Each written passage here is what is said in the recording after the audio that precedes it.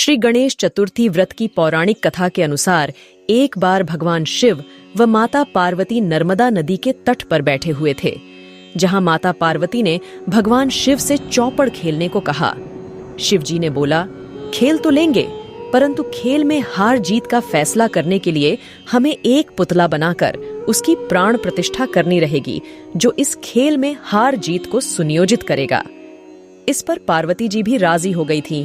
तत्पश्चात शिव जी ने एक पुतले की प्राण प्रतिष्ठा की और उससे कहा, बेटा, हम चौपड़ खेलना चाहते हैं और खेल में हार जीत का फैसला तुमको करना होगा कि हम दोनों में से कौन हारा और कौन जीता। और उसके बाद भगवान शिव व माता पार्वती ने चौपड़ खेल खेलना शुरू किया। खेल को 3 बार खेला गया और तीनों ही बार माता पार्वती ने ही खेल को जीता। परंतु खेल समाप्त होने के बाद बालक से हार जीत का फैसला करने के लिए कहा गया, तो उस बालक ने महादेव को ही विजयी बताया।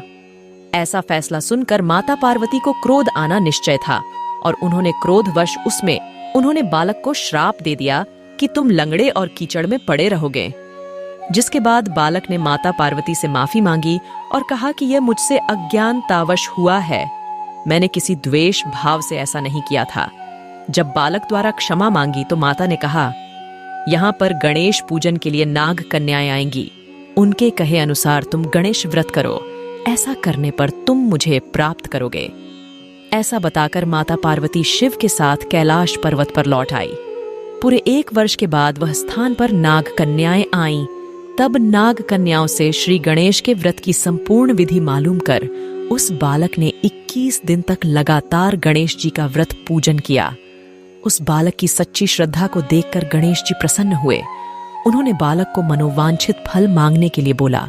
उस बालक ने कहा, हे विनायक, मुझ में इतनी शक्ति दीजिए कि मैं अपने पैरों से स्वयं चलकर कैलाश पर्वत पर अपने माता पिता के पास पहुंच सकूं और वे यह देखकर प्रसन्न हो सके। बालक को वरदान देकर श्री गणेश अंतर्ध्यान हो गए। इसके बाद वह बालक कैलाश पर्वत पर स्वयं पहुंच गया और कैलाश पर्वत पर पहुंचने की अपनी कथा उसने भगवान शिव जी को सुनाई। चौपड़ वाले दिन से माता पार्वती शिव जी से भी विमुख हो गई थीं। अत देवी के रुष्ट होने पर भगवान शिव ने भी बालक के बताए अनुसार 21 दिनों तक श्री गणेश का व्रत किया। इस व्रत के प्रभाव से माता पार्वती के मन से भगवान शिव के लिए जो नाराजगी थी वह समाप्त हो गई। तब यह व्रत विधि भगवान शंकर ने माता पार्वती को बताई। ये सुनकर माता पार्वती के मन में भी अपने पुत्र कार्तिकेय से मिलने की इच्छा जागृत हुई। तब माता पार्वती ने भी 21 दिन तक श्री गणेश का व्रत किया तथा दूर्वा, फूल और लड्डुओं से गणेश जी का पूजन अर्चन किया।